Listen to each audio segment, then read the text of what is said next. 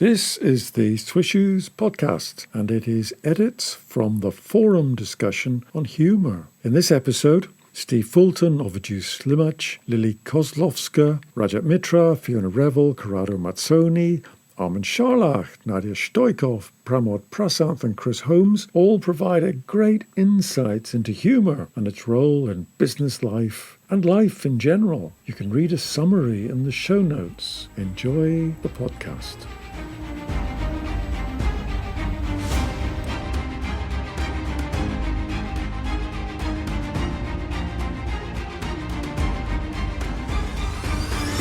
Thanks for everybody for joining. What is a good sense of humour? When is humour appropriate? Can you be serious-minded and still funny? When you're writing a presentation, is it wise to put jokes in it? Should we all do a course in stand-up comedy? Those are the sorts of questions that you may want to raise.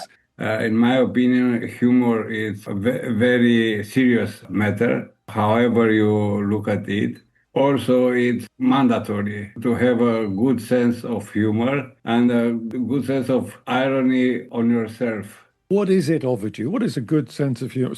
Irony on yourself, is that self-deprecation? Is that reducing yourself? Bill, you mentioned the word appropriate. I think there are two different dimensions about being appropriate. First of all, like your intention, because some people are using their humor to connect with other people. And like some other people are using it to hide from, for example, conflict situations. And in this case, it's not good because it means avoiding the conflict, not being capable of managing the conflicts.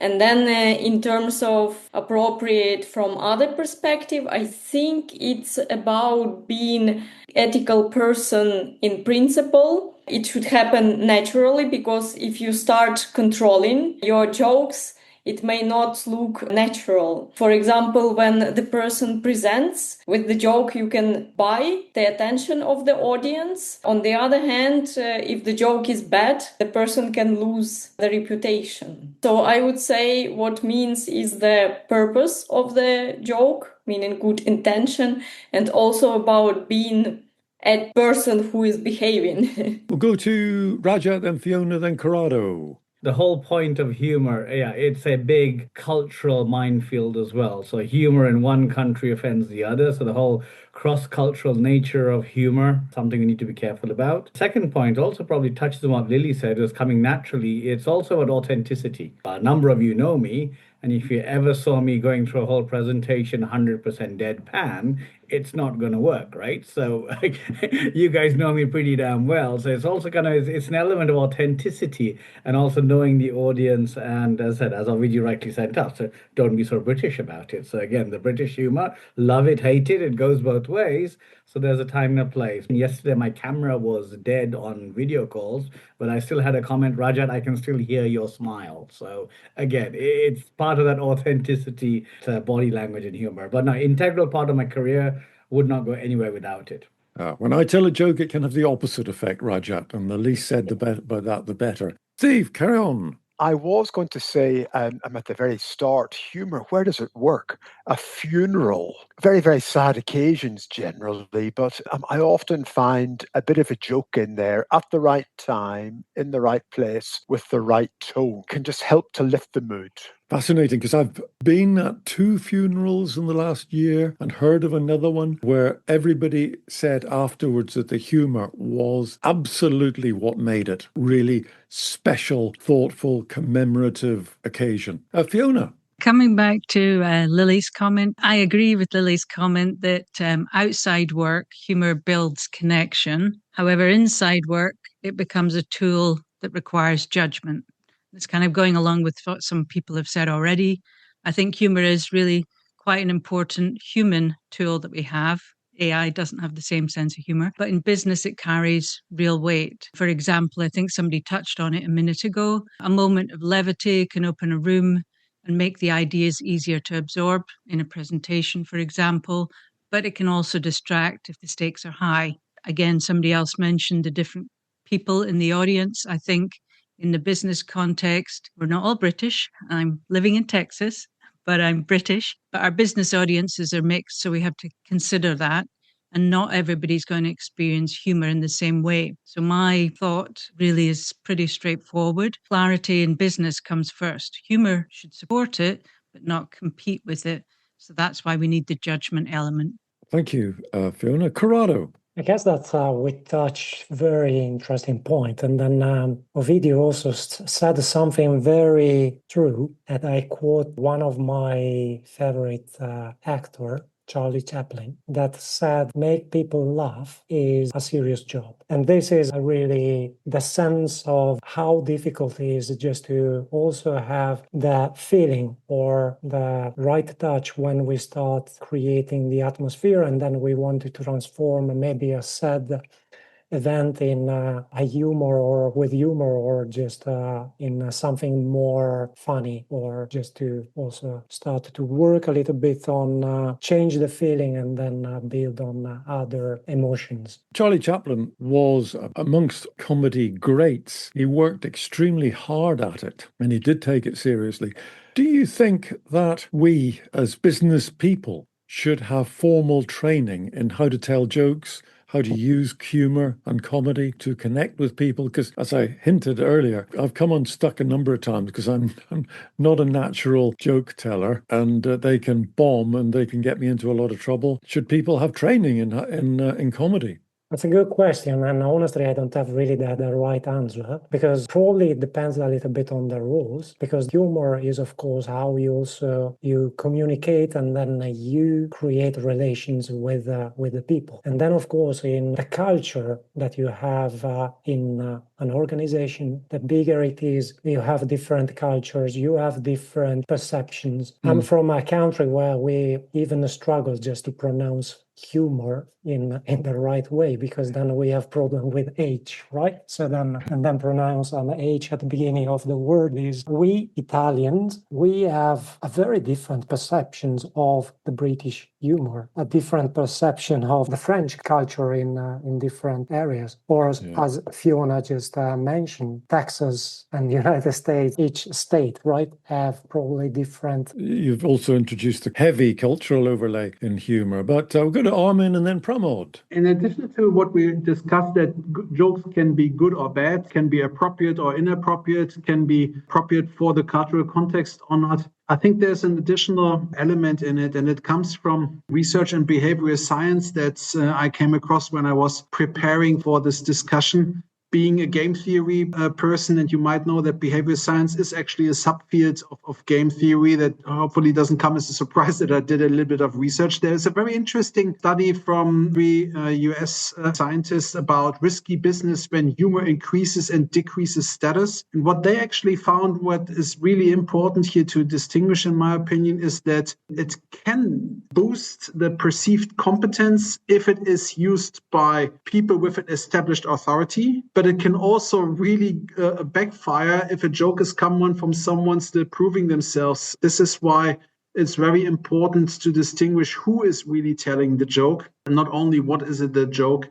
Is it useful to train people in using it? I wouldn't necessarily hammer it down on humor as such, but I think we all agree that in any kind of negotiation, whether it's an internal or an external negotiation, it helps if you are getting a little bit the ice broken in the beginning of the conversation. And an icebreaker, whether it is talking about the weather or whether it is telling a smart joke, definitely can help you to establish a better foundation for the more serious discussion that is about to follow.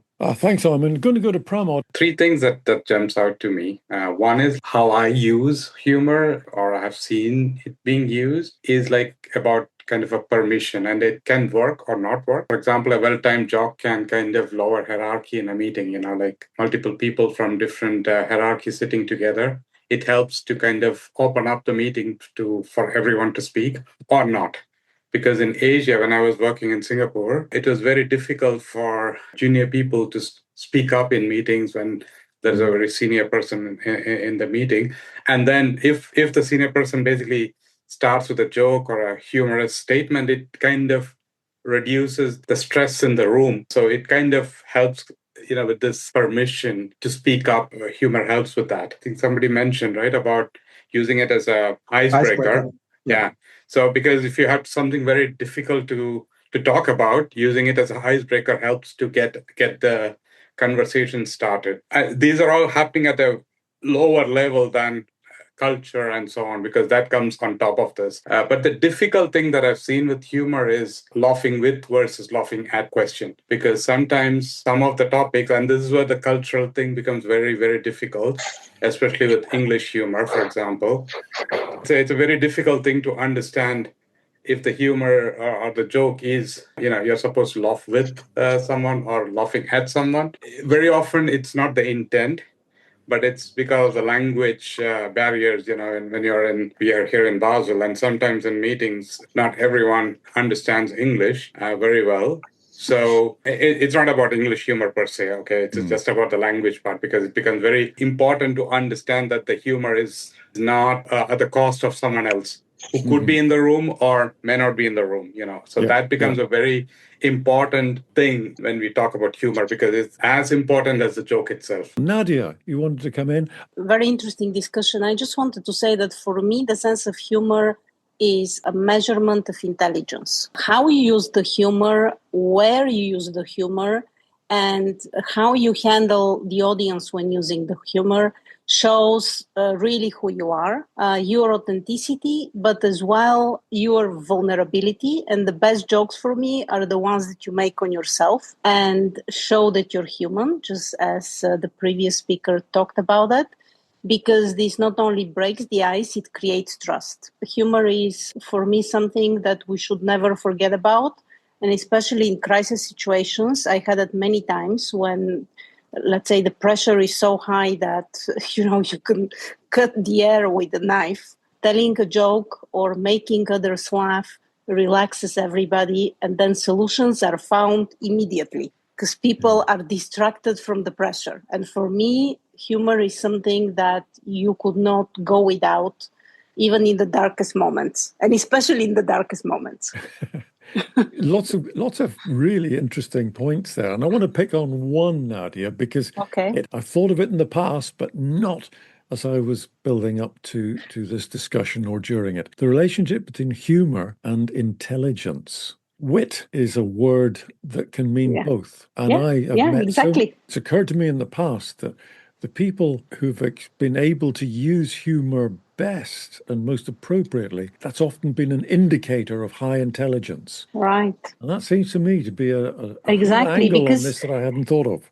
And that's why I don't think that you can train it, because at the end of the day, it's one thing to repeat a joke, and you can kill it very easily, if you're not skilled at doing that. And the other thing is just to see the world from the funniest side. And this is what intelligent people do. They see the funny in every situation. And of course, not every time you have to say what you see, but sometimes when you say it and others see it from this different angle, everything changes in the room. I've seen it in a brainwashing session, the brainwashing sessions, and try to solve a problem or whatever. This immediately brings creativity in people. I think you meant brainstorming and not brainwashing. Brainstorming, we'll let that go by. Brainstorming. I meant brainstorming, really. No. And really, creativity in people just sparkles when everybody feels they're stuck. And after hours and hours, they could not figure out something. Telling few jokes or, laughing about something, doesn't matter if it's a joke or not. Everybody relaxes and their higher self starts to speak and they suddenly have an idea, start figuring something out.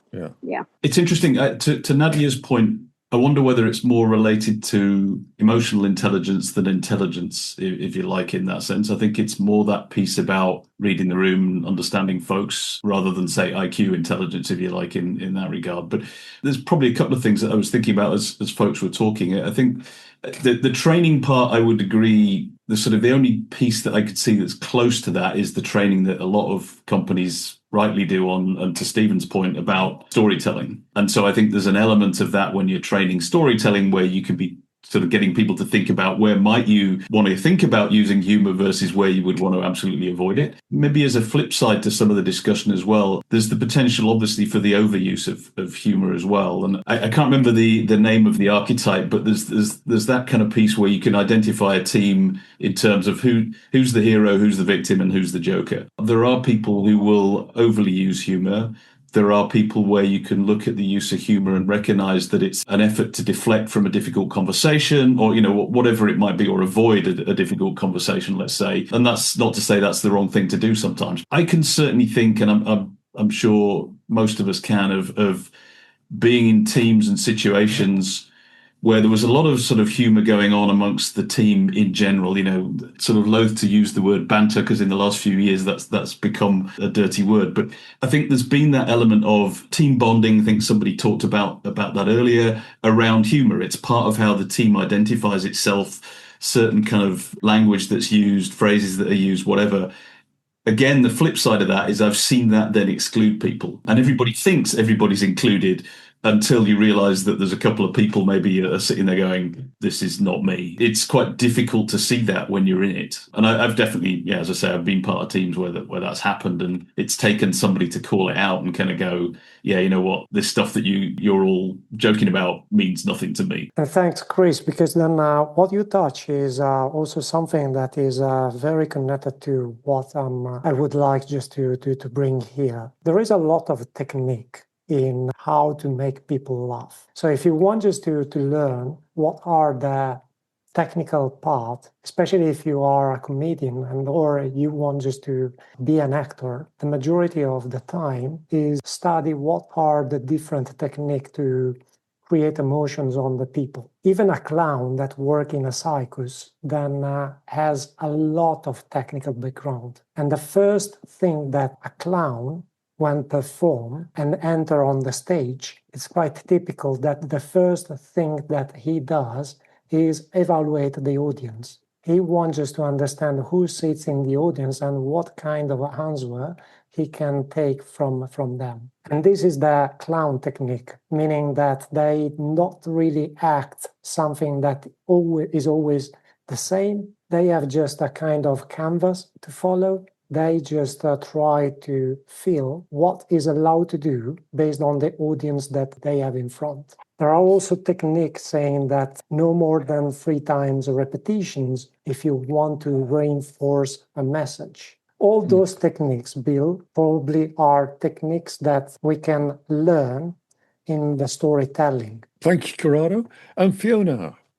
Coming back to the intelligence question, I resonated with me, Chris, saying EQ rather than IQ. I thought that also. Maybe circling back to humor in our presentations. I think a light touch is good because, as some people have said earlier, a quick moment of levity can reset the room where it's heavy, or it can make the content that you're about to present more digestible. I think I believe the presentation should stand and must stand on its own. And my kind of thought was humor should be the seasoning and not the meal. So that was my illustration. When you talk about the wit earlier on and the noise, you could say, I think in business, clarity is the currency.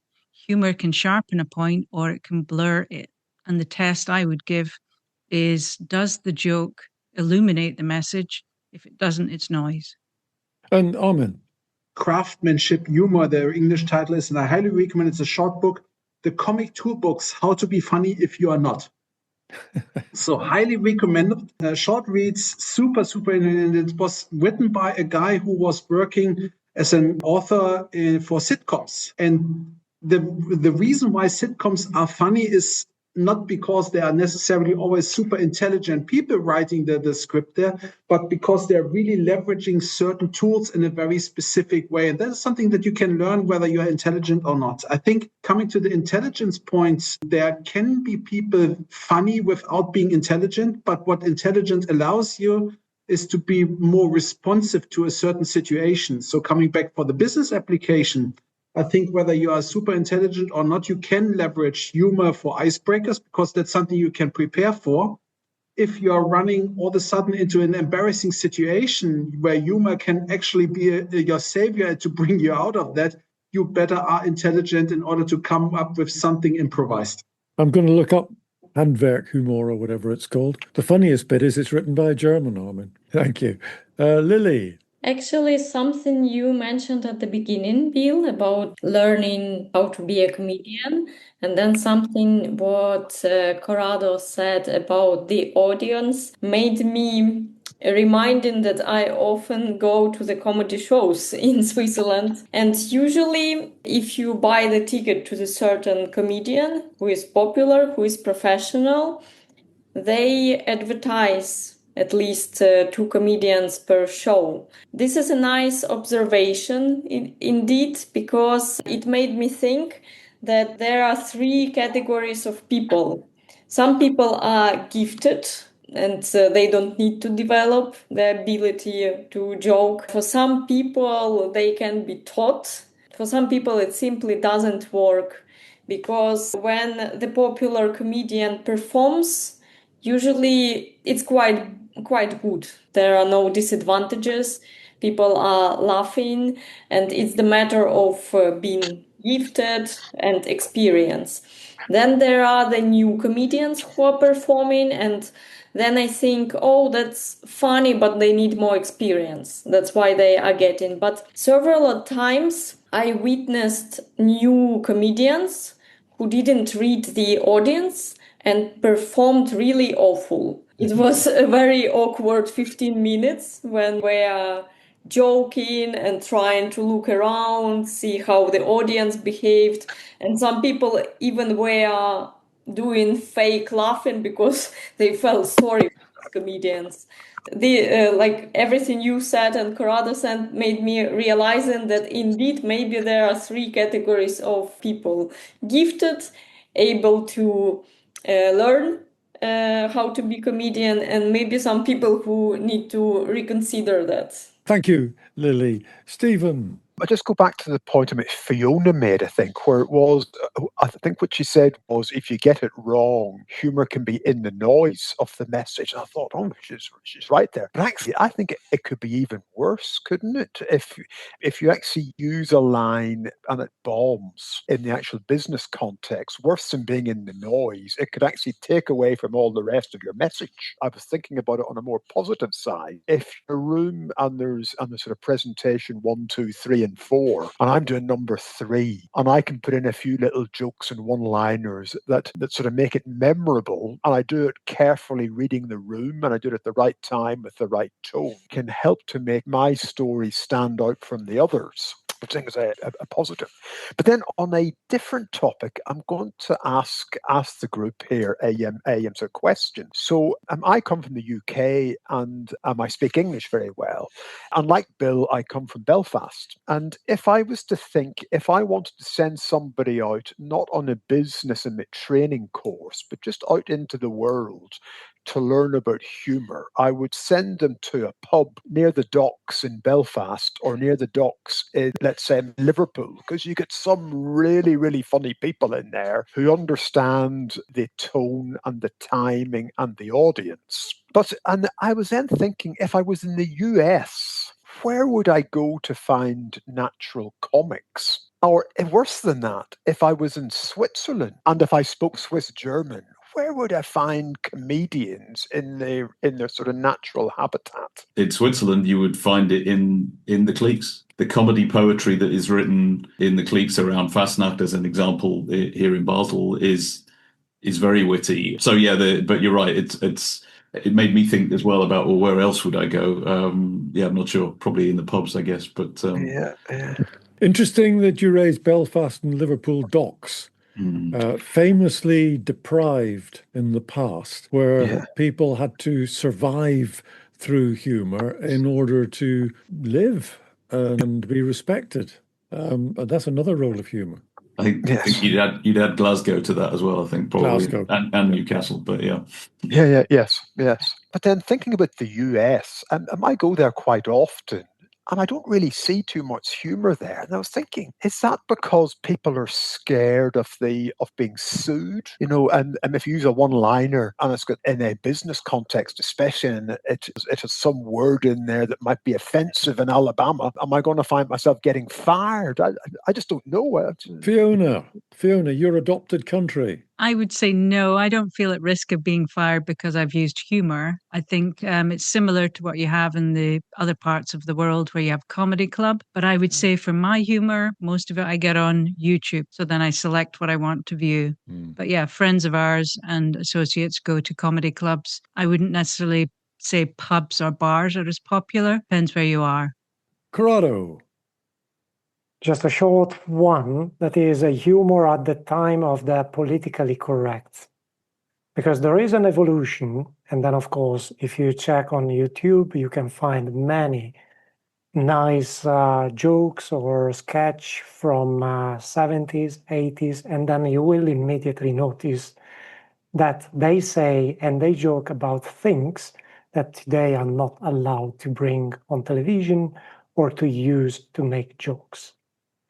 And then the question is really what is allowed today in order to do good jokes, as I think that maybe the one coming from 70s, Monty Python or famous group did many years ago, can be also accepted, because today we have quite many boundaries in order to not offend group of people or just diversity, or just to not touch point that start to be on focus for our society.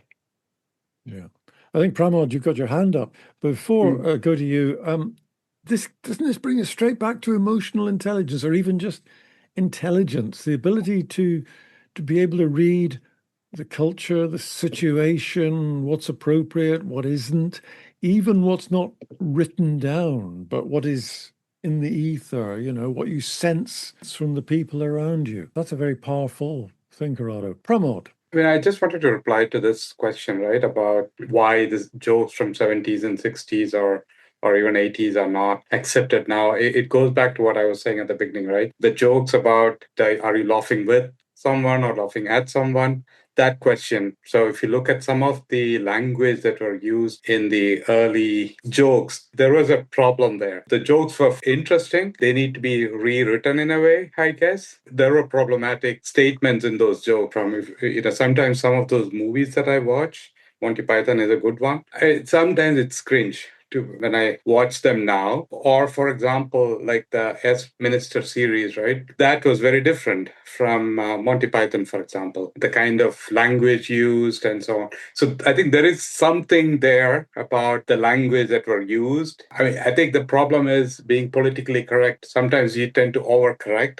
I think that's basically what's happened in the US. That judgment is kind of taken away by the legal system. In UK, it's still more liberal or left to judgment of the people. But when you travel around the world, it becomes very, very difficult to draw the line, where it is appropriate and where it's not appropriate. And sometimes then you kind of hold back. I come from India. In India, for example, when you travel from north to south, it's very different, what you can say as a joke and what can offend people. And I see that here in Europe as well, right? Like in what works in UK doesn't work in Germany or in Switzerland. What works in France doesn't work in Italy. So it's a difficult one. Also, I think I want to go back to the question of intelligence. It's interesting if you go to universities and you talk, sit down with the people who are doing their PhDs, the kind of jokes that they make or the jokes that they laugh at are different from the jokes that normally works in a movie, for example. The connection is not straightforward, the intelligence versus sense of humor connection. Do you think it works the other way around as well, and that a group can form because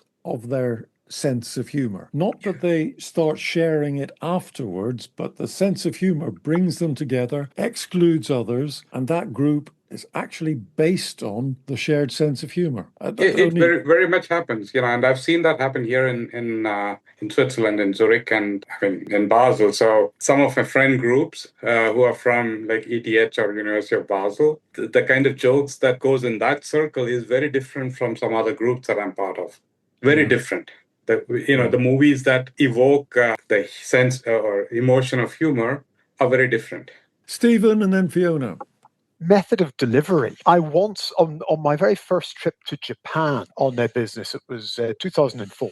And afterwards, after I got back, I actually wrote a little mail to the boss of the other company, and I thanked him for his hospitality and had a lovely time. And I saw lots of Japan, and I saw the bullet train, and all the lovely food, and it was meant to be sort of 100% complimentary. But at the end, I put in, only drawback was that ghastly Narita airport, exclamation mark. I give him in lots of praise and then a little sort of funny comment at the end about that awful airport. And he came back to me and he was fully offended by this little comment, and he was justifying the Japanese excellence of Narita airport, which then of course made me think I'd done two things there. I got it culturally wrong, and I'd done it written format. Whereas if I'd been with him face to face and I was able to use a bit of body language, that's a terrible airport you've got there, it would have actually worked a bit better. So I think it's about context and about your method of delivery. And email never works. And my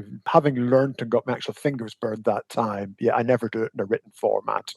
Probably very wise, Stephen. Fiona. From today's conversation, it's showing that humour can open a room, make ideas easy to absorb, but it can also distract when the stakes are high, like in business. Business audiences are mixed. Not everyone experiences humor in the same way, as we all see. But what I come back to is what I think matters most is clarity. So humor should support it, but not compete with it. Like everybody is saying pretty much, outside work, the humor builds connection. Inside business, it becomes a tool that we all require judgment with. And my takeaway would be use humor when it sharpens the point, but set it aside when it blurs the message. That's really good. I noted it when you said it previously, and I started to forget it. It's now in there. Thank you, Fiona, for that. We're coming up to the end. We don't run over the hour. Yeah. Before we finish, I'll just remind you it's Curiosity in 2 weeks' time. There will be some sort of podcast thing emerging from this. We don't reach any conclusions on Swishes. Good ideas, thoughts for the future, whatever, are in your head now. They won't appear from anywhere else.